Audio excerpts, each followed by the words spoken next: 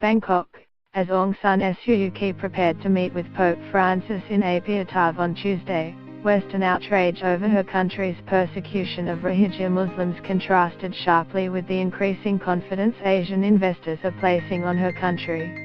Bangkok-based construction company TTCL is one of the latest examples.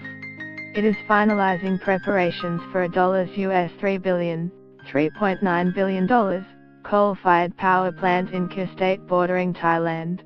It joins the Thai beverage company which is acquiring 3/4 of Myanmar's leading whiskey brand, a Philippines energy company looking at a solar power venture, and a Japanese company pursuing a 45 billion yen, $405 million, development in Yago.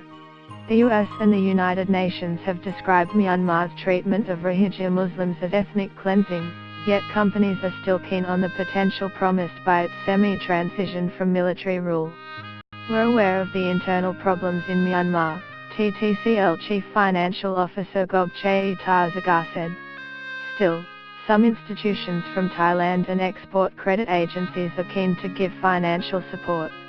The international response to a crisis that has seen more than 620,000 Rohingya flee into Bangladesh is highlighting the enduring schism between Asia and Western perceptions of Myanmar. While more US and European companies have sought to establish a presence since the generals released Suu Kyi from house arrest in 2010, Asian businesses still dominate. China in particular has led the way, investing $18.1 billion in the Buddhist majority country since 2010.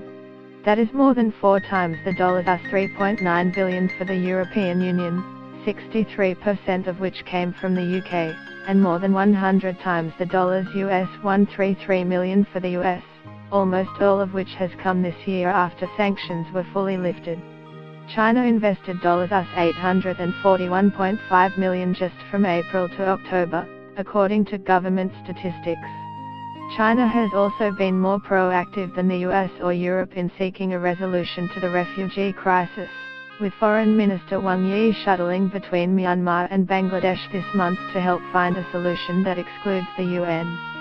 The sides agreed last week to start repatriation of refugees within 2 months, although it is not clear how it will be done and whether Rohingya will live given their homes have been destroyed.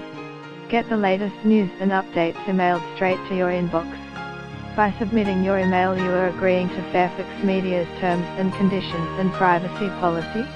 Suu Kyi is also scheduled to visit Beijing for a meeting of political leaders later this week by the Communist Party of China.